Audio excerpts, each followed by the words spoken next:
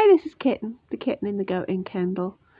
This is my monthly series, especially for beginners, where I send you a free pattern if you're on my email list, and then the last day of the month is when the video walkthrough goes out. Sorry, you can tell when I'm tired, can't you? Get my words in a pickle. This month I've got a cute little owl. I don't often do toys because I know it's limiting for you, but I've got a super cute little owlie for you. Because it's a toy, this is in double knitting on 4mm. This one is in chunky on 6mm. You could go even bigger and do a big statement one in a super chunky. Possibly I might come down to an 8mm needle for that one, just for the stuffing and such. But let me show you how to make your owl. Down a little alley in the heart of Kendal town is a tiny independent yarn shop. Welcome to the wonderful world of the kitten and the goat. Today I'm making my little owl in double knitting on 4mm needles. It's perfectly possible to make this in a chunky yarn and 6mm needles. It'll come out bigger, and even super chunky 9mm needles. It's really nice. It's a really dumpy, solid little stool thing in super chunky. It's really cute and soft. To get a bit of a difference on the body, I've done our normal knit one purl, knit one row, purl one row, but I'm actually going to use that side. This is called reverse stocking stitch. That's stocking stitch. This is reverse stocking stitch. The pattern's slightly unusual because you start at the top. That's the top of his head, and you work down to his body. So his body is literally knitted straight, and then to finish up, where's my needle? Oh, there's my needle.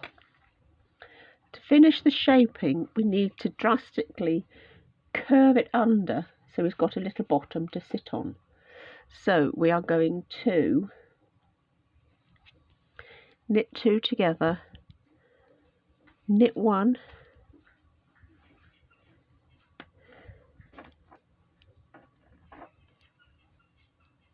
knit two together, knit one, knit two together, knit one, knit two together, knit one. Doesn't quite halve the length of the row, so it's not as dramatic as when we've knitted two together all the way along the row. But we're going to reduce the stitches like this, and then we're going to turn round and work the purl row in exactly the same way. We're going to purl two together and then purl one all across the row, and then when we've got to the end of that, the last row, we're going to knit two together. It suddenly pulls it in and gives him, can we line this up so you can see a nice little, so it's pulling it in, get a nice little fat bottom for him to see. This owl isn't difficult, but I'm going to show you all the little bits and pieces because there's a little bit of assembly work, and at the end I'm going to show you how to put him together. So we've got our decreasing, and because we're going to make a round critter, we want a round finishing. We don't want to just cast off and have a hard straight lump. So what you need to do, cut off with a long tail start on the opposite end from where you finish working with a threaded needle and bring it through the stitches like that. Oops, daisies, beg your pardon. Just put a little bit of tension so you can flick the end of the needle through the stitches and it'll pull it round rather than just going straight back across. It will actually pull it round into the shape that you want. Once you're back and you've got all your stitches secure, we can drop that.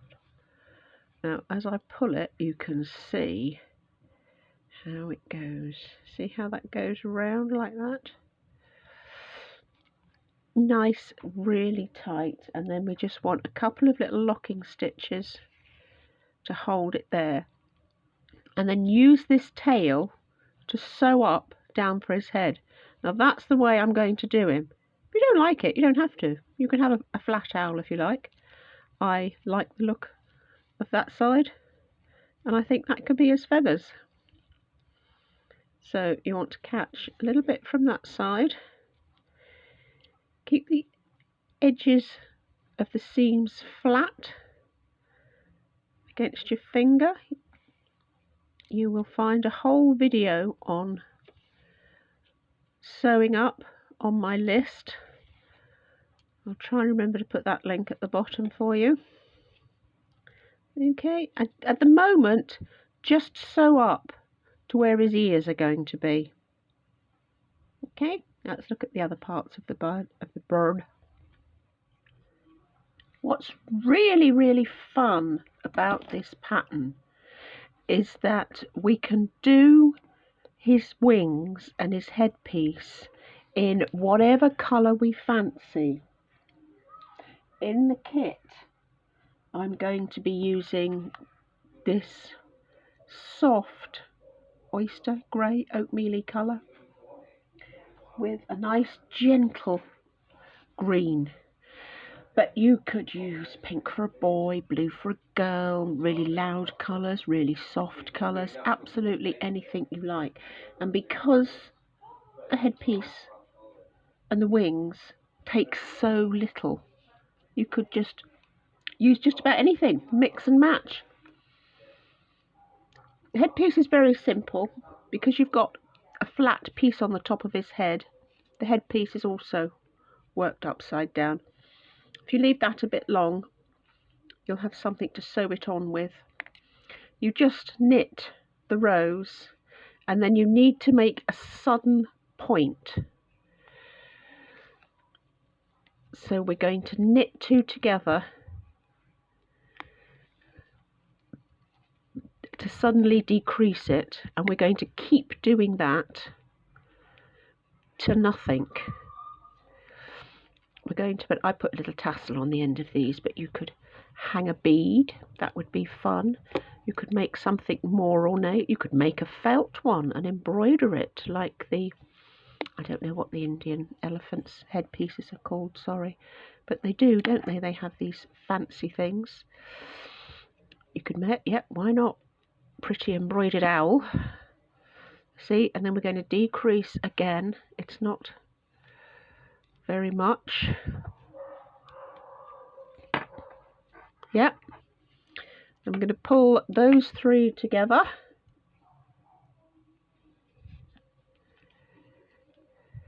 Finish off, and it makes it come down to a quick point. Pretty detail. Very simple. Okay. His little wings are very simple. It's just a straight piece that we fold in half, put it on the side of the body, and it makes the shape. You could just have one piece, but then you wouldn't get it to stand out. It wouldn't look nearly as neat.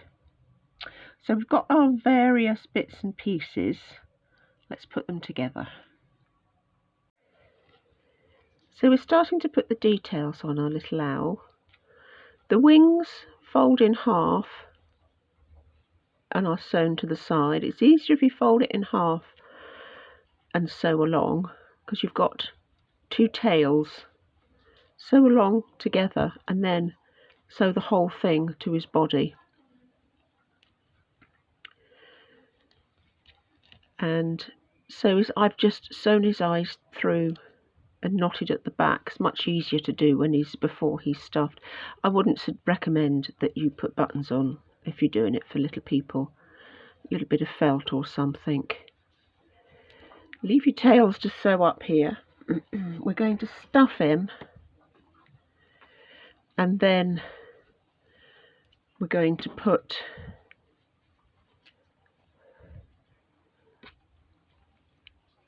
this piece on. Get him, line him up like that. I'm going to do it like that. Then I'm going to put that on, and then I'm going to put some little tufts on his ears. So let's get as far as that.